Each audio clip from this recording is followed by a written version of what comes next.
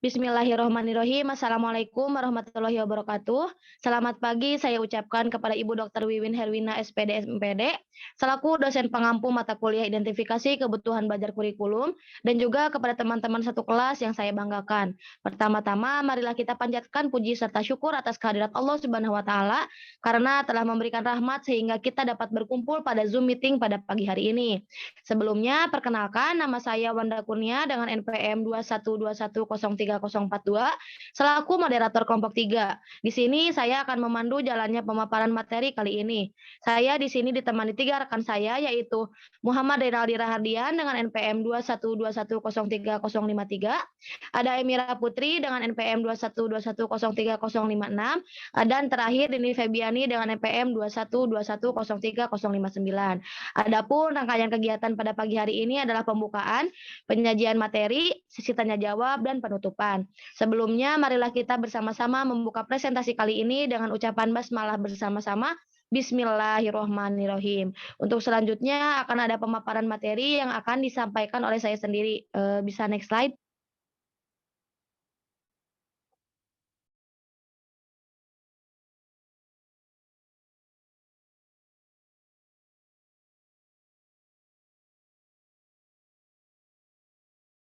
Untuk materi pertama ada kurikulum. Kurikulum bisa dilihat dalam 3 dimensi, yaitu bisa sebagai ilmu, sebagai suatu sistem, dan sebagai sebuah rencana. Kurikulum sebagai ilmu, hal ini merupakan sesuatu untuk dikaji dari segi teori, konsep, model-model, asumsi, dan prinsip-prinsip dasar tentang kurikulum. Mungkin untuk materi selanjutnya akan disampaikan oleh Emira. Kepada Emira saya persilahkan. Baik, terima kasih moderator. Di sini saya akan memaparkan materi mengenai teori kurikulum, di mana teori ini mengacu pada teori pendidikan yang dilandasi oleh filsafat pendidikan, mengenai model, asumsi, serta prinsip-prinsip dasar pengembangan serta penerapan kurikulum yang digunakan pada suatu lembaga pendidikan, lembaga daerah, bahkan lembaga di suatu negara mengacu pada teori pendidikan dan pada suatu filsafat pendidikan yang mendasarinya. Adapun fungsi teori kurikulum di sini yaitu untuk menghasilkan sumber daya insani yang berkualitas dan memiliki kemampuan untuk hidup di tengah-tengah masyarakat. Selain memiliki watak, karakter, dan beradab, manusia juga memiliki kemantapan iman dan takwa, berakhlak mulia, sehat jasmani rohani, berilmu pengetahuan dan teknologi, kreatif, mandiri, berjiwa demokratis, serta memiliki tanggung jawab terhadap bangsa dan negaranya sendiri. Mungkin itu saja yang bisa saya sampaikan. Saya kembalikan kepada moderator. Terima kasih kepada Emira. Mungkin untuk materi selanjutnya akan disampaikan oleh Renaldi. Kepada Rey saya persilahkan.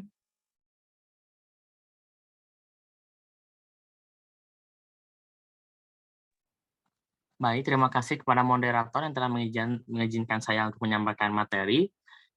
Materi selanjutnya adalah mengenai analisis kebutuhan. Analisis kebutuhan belajar kurikulum merupakan suatu proses formal guna guna menentukan sebuah jarak maupun kesenjangan antara seperti apa yang ada dan bagaimana seharusnya dari suatu kurikulum. Secara umum, analisis kebutuhan disebut sebagai need assessment, yang dimana need assessment ini merupakan sebuah proses analisis data dalam mengidentifikasi sebuah kesenjangan antara kinerja saat ini dengan kinerja yang diharapkan, sehingga dapat memperoleh data mengenai kebutuhan pelatihan. Boleh slide selanjutnya? Selanjutnya ada langkah-langkah melakukan analisis kebutuhan menurut Morrison. Yang pertama ada perencanaan. Pada bagian perencanaan yang perlu dilakukan adalah klasifikasi siswa dengan siapa yang akan terlibat dalam kegiatan analisis kebutuhan. Yang kedua ada pengumpulan data. Pada bagian pengumpulan data, ini dilaksanakan sesuai dengan perencanaan yang telah ditentukan. Pada saat pengumpulan data, peneliti juga perlu mempertimbangkan besar kecilnya sampel.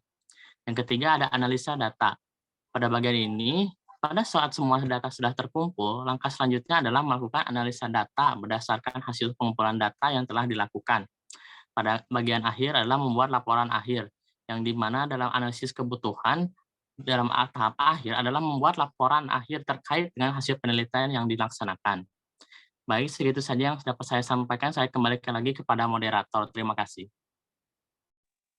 Terima kasih kepada Renaldi. Mungkin untuk materi selanjutnya akan dipaparkan oleh Dini. Kepada Dini, saya persilahkan.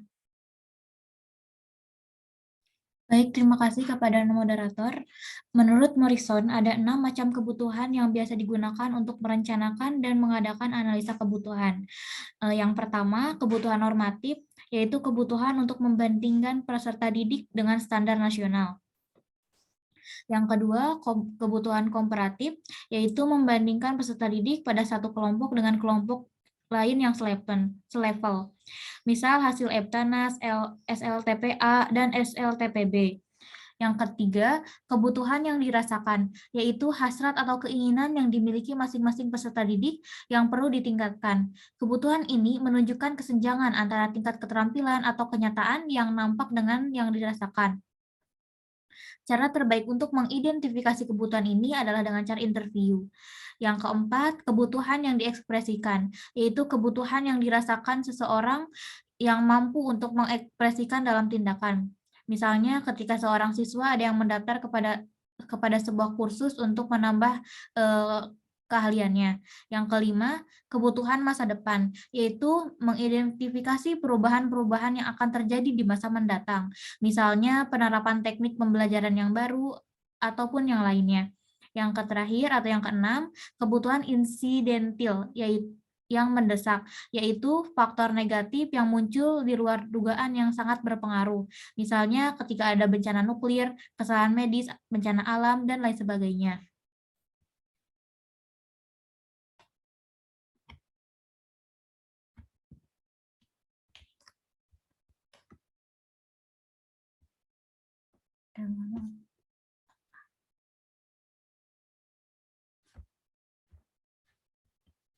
Yang selanjutnya adalah peran analisis kehidupan, analisis kebutuhan.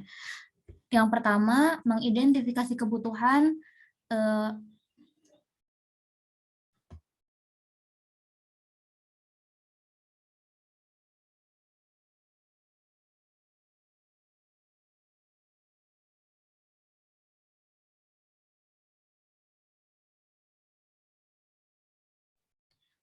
Yang selanjutnya adalah peran analisis kebutuhan. Peran analisis kebutuhan ada beberapa fungsi dan peran dari analisis kebutuhan pembelajaran.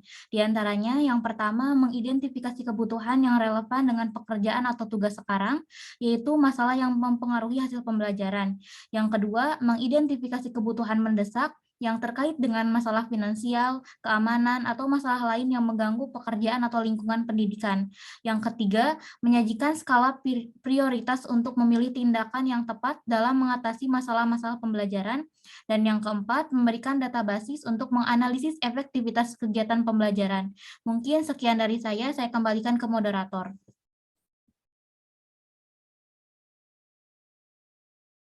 Baik, terima kasih kepada Dini. Mungkin untuk kesimpulan akan dibacakan oleh saya sendiri. Bisa next slide. Kesimpulannya adalah kurikulum merupakan seperangkat program pendidikan yang direncanakan dan tersusun secara sistematis serta dilaksanakan untuk mencapai tujuan-tujuan pendidikan. Di era globalisasi ini mendapati peningkatan signifikan pada pemenuhan hak belajar bagi seseorang. Tentunya yang namanya kebutuhan memang harus segera dipenuhi agar manusia tidak merasa khawatir dan bisa merasakan ketenangan untuk saat itu. Analisis kebutuhan belajar kurikulum merupakan suatu proses formal guna menentukan sebuah jarak maupun kesenjangan antara seperti apa yang ada dan bagaimana seharusnya dari suatu kurikulum. Mungkin sekian pemaparan dari kami kepada teman-teman. Apabila ada yang ingin bertanya, saya persilahkan.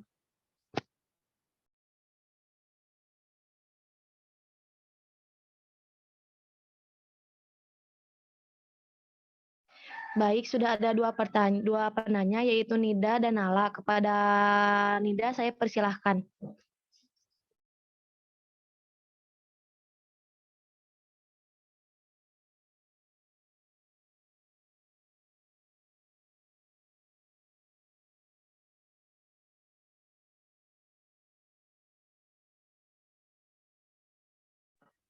Baik, terima kasih. Mungkin pertanyaan Nida ada di dalam chat ya, bisa saya bacakan.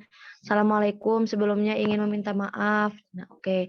Izin bertanya, menurut kelompok kalian dengan menggunakan analisis kebutuhan apakah terdapat kekurangan dari kurikulum yang diterapkan sekarang ini? Jika ada, bagaimana solusinya?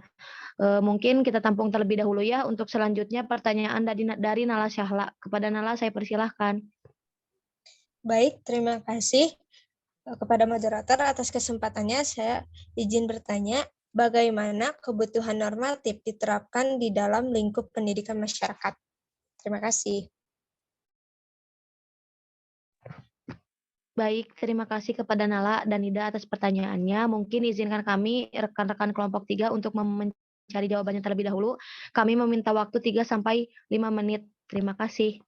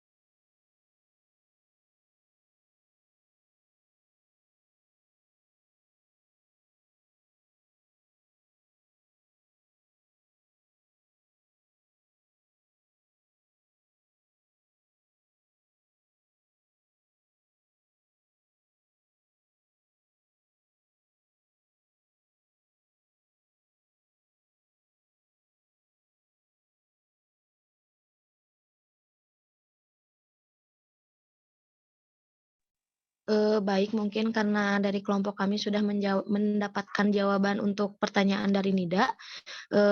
Kepada Rey, saya persilahkan untuk menjawab pertanyaan dari Nida. Baik, terima kasih moderator. Saya Renaldi izin menjawab pertanyaan dari Nida yang dengan pertanyaan, dengan menggunakan analisis kebutuhan, apakah terdapat kekurangan dari kurikulum yang diterapkan saat ini? Jika ada, bagaimana solusinya? Baik, menurut kami, sistem pendidikan di Indonesia untuk saat ini bisa dikatakan masih kurang efektif. Karena kurikulum yang digunakan pada saat ini adalah kurikulum Merdeka Belajar. Masih bisa dibilang kurikulum Merdeka Belajar belum dibilang sempurna seperti kurikulum Merdeka Belajar dinilai kurang matang dalam persiapannya. Karena lahirnya kurikulum Merdeka Belajar masih relatif baru, tentunya kurikulum ini masih perlu dilakukan pengkajian dan evaluasi yang lebih mendalam agar efektif dan tepat dalam penerapannya. Yang kedua, sistem pendidikan dan pengajaran yang belum terencana dengan baik, di mana pada bagian prosedur pelaksanaan pendidikan dan pengajaran pada kurikulum ini belum membahas tentang upaya peningkatan kualitas pendidikan di Indonesia, sehingga bisa disimpulkan bahwa kurikulum Merdeka belum menuju kepada sistem pendidikan dan pengajaran yang terencana dengan baik. Dan ketiga, kurangnya sumber daya manusia dan sistem belum terstruktur. Karena kurikulum Merdeka ini masih baru, pastinya pihak pemerintah harus melakukan sosialisasi terlebih dahulu dan memerlukan persiapan yang matang. Hal ini bertujuan agar mempunyai sistem yang terstruktur dan sistematis. Nah, untuk solusinya sendiri, mungkin kelompok kami belum bisa memberikannya karena untuk perihal solusi, kita tidak memiliki kebijakan untuk merubahnya. Dengan itu, paling kita harus memulai berdiskusikan terlebih dahulu dengan yang mempunyai kebijakan. Baik, segitu saja dari saya. Saya kembalikan lagi kepada Terima kasih kepada Renaldi atas jawabannya. Mungkin kepada teman-teman yang lain, apakah ada yang ingin menambahkan atau menyanggah? Saya persilahkan.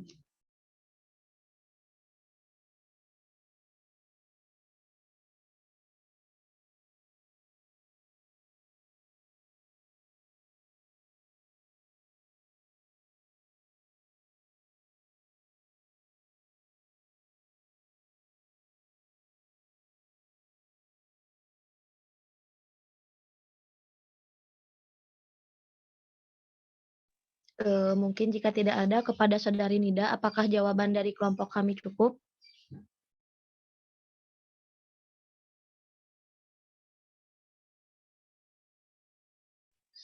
Baik, terima kasih kepada Nida. Mungkin untuk selanjutnya kami akan menjawab pertanyaan dari Nala Syahla yang akan dijawab oleh Dini. Kepada Dini, saya persilahkan. Baik, terima kasih kepada moderator. Di sini saya izin menjawab untuk pertanyaan dari Saudari Nala. Kebutuhan normatif adalah kebutuhan yang ada setelah membandingkan dengan norma tertentu. Kebutuhan normatif juga bisa dikatakan sebagai kebutuhan yang timbul apabila seseorang atau suatu kelompok berada dalam keadaan di bawah suatu ukuran atau standar yang telah ditetapkan. Dalam bidang pendidikan, kebutuhan normatif muncul apabila penampilan seseorang siswa pada suatu lembaga pendidikan berada di bawah rata-rata penampilan siswa yang telah diterapkan oleh lembaga tersebut. Walaupun demikian, tidak mudah untuk mengetahui dengan pasti mengenai tingkat perbedaan keadaan seseorang atau kelompok dengan ukuran yang telah ditetapkan itu. Hal ini disebabkan karena suatu faktor keadaan, yaitu seperti faktor iklim, prestasi kerja, kondisi badan, keadaan keluarga, perbedaan ukuran yang digunakan, dan perbedaan lain yang dimiliki oleh setiap orang. Dalam pendidikan masyarakat, kebutuhan normatif contohnya adalah ketika suatu lembaga sudah menetapkan syarat sebuah pembelajaran, misalnya telah menentukan kurikulum pembelajaran, maka warga belajar harus mampu mengikutinya dengan seksama. Selain itu, dalam pendidikan masyarakat tidak mengenal adanya perbedaan usia, sehingga sebagai seorang pendidik, kita harus mampu mengetahui dan memahami warga belajarnya. Mungkin sekian dari saya kembalikan kepada moderator. Baik, terima kasih kepada Dini. Mungkin kepada teman-teman atau yang lainnya, apabila ada yang ingin menambah atau menyanggah, saya persilahkan.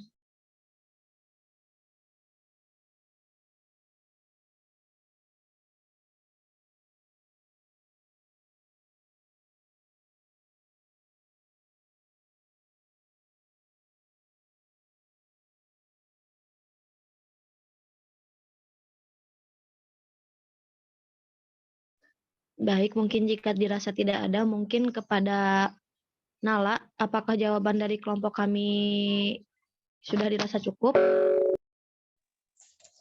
Terima kasih, saya rasa jawabannya sudah dirasa cukup. Baik, terima kasih mungkin ya. Alhamdulillah untuk seksi tanya jawab sudah selesai. Saya di sini selaku moderator mungkin meminta maaf sebesar-besarnya dikarenakan apabila ada kekurangan dan kesalahan ketika kami melakukan pemaparan materi dan melaksanakan sesi tanya jawab gitu. Alhamdulillahirobbilalamin, presentasi kali ini berjalan dengan lancar. Terima kasih kepada teman-teman yang sudah menyimak dan terima kasih kepada teman-teman yang sudah bertanya kepada kelompok kami. Semoga apa yang kami sampaikan bisa menjadi ilmu yang berkah untuk kita semua. Mari kita tutup sesi presentasi kali ini dengan bacaan hamdalah bersama-sama. Alhamdulillahirrabbilalamin. Kami dari kelompok 3 pamit undur diri. Billahi taufiq wal hidayah. Wassalamualaikum warahmatullahi wabarakatuh.